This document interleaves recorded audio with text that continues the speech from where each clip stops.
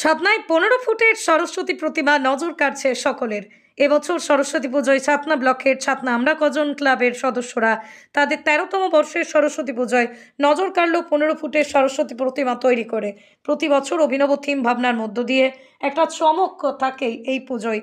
তবে বেশ কয়েক মাস ধরেই চলছিল এর প্রস্তুতি। অবশেষে সুন্দর মণ্ডপ ও নজর কাড়া প্রতিমা তৈরি করে বাণী বন্দনার এই বিশেষ আয়োজন ও পুজোর কয়েকটা দিন বিভিন্ন সাংস্কৃতিক অনুষ্ঠানের মধ্যে দিয়ে সাধারণ মানুষের মনোরঞ্জন এই বিশেষ ব্যবস্থাপনাকে সাধুবাদ জানাচ্ছে এলাকার মানুষজন। আগামী বছরও অভিনবভাবে মণ্ডপ সজ্জা ও প্রতিমা তৈরি করে হবে বলেই জানিয়েছেন উদ্যোক্তারা।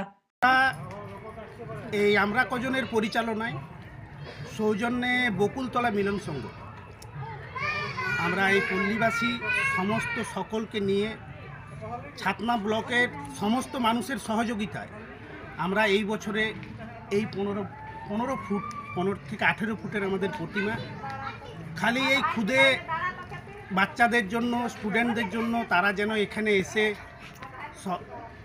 একটা আনন্দ উপভোগ করে।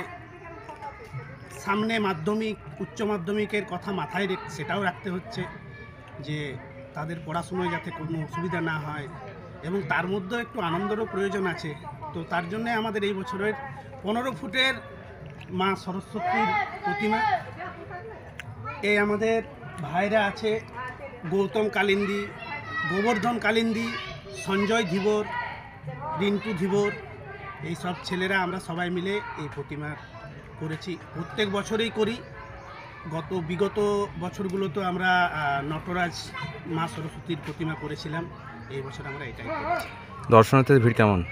দর্শনার্থীদের ভিড় সমস্ত ছাতনাবাসীকে, ছাতনা ব্লক সবাইকে আমরা কজনের পক্ষ থেকে, আমাদের বকুলতলার পক্ষ থেকে সবাইকে আমন্ত্রণ জানাই যে আপনারা আসুন, প্রতিমা দর্শন করুন, এখানে এসে আমাদের বিচিত্রা অনুষ্ঠানে সহযোগিতা করুন, পার্টিসিপেট করুন। সবাইকে আমরা আমন্ত্রণ করি। ভিড় বাড়ছে প্রতিদিন? ভিড় বাড়ছে।